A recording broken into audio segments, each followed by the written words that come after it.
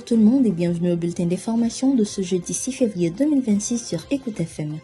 La direction centrale de la police judiciaire a émis des avis de recherche contre l'agent intérimaire de Port-au-Prince, Yuri Chevry, l'ancien député Arnel Bélizière et Smith Joseph. Ils sont poursuivis pour plusieurs chefs d'accusation graves dont financement du terrorisme, complot contre la sûreté de l'État et association de malfaiteurs. Les autorités appellent toute personne détenant des informations susceptibles de faciliter l'arrestation des individus recherchés à collaborer avec la police. La police nationale d'Haïti a reçu ce jeudi 3 véhicules blindés à chenilles offerts par la Corée du Sud dans le cadre de la coopération sécuritaire entre les deux pays. Selon les autorités, ces équipements devraient améliorer la mobilité des unités spécialisées et renforcer la protection des agents engagés dans des opérations à haut risque. Par ailleurs, près de 13 000 nouveaux cas de cancer sont diagnostiqués chaque année en Haïti pour environ 9 000 décès selon le rapport Globacan 2025. Le docteur Joseph Bernard Junior déplore l'absence d'un programme national structuré de lutte contre le cancer au sein du ministère de la Santé publique. Les cancers les plus fréquents sont le cancer du sein, qui représente jusqu'à 45% des cas, suivi des cancers gynécologiques et de la prostate.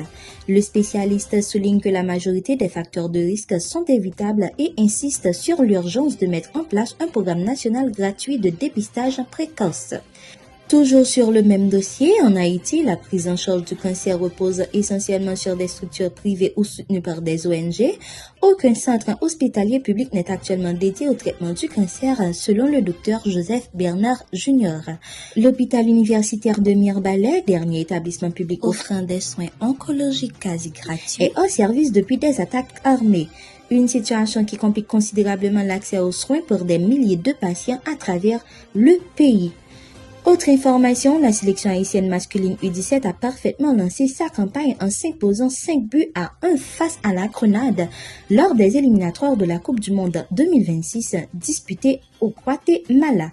Emerson Lessé et Marvinsley Exilas se sont illustrés dès la première période, permettant aux Grenadiers de mener 3-1 à la pause.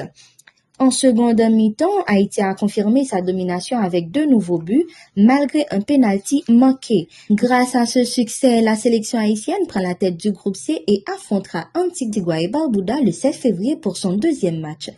L'Iran et les États-Unis ont entamé des pourparlers à Oman, les premiers depuis les frappes américaines sur des sites nucléaires iraniens en juin dernier. Téhéran appelle à un dialogue fondé sur le respect mutuel et souhaite limiter les discussions strictement à son programme nucléaire. Ces négociations se tiennent dans un climat tendu, marqué par un important déploiement militaire américain dans la région et par la répression sanglante d'un mouvement de contestation en Iran.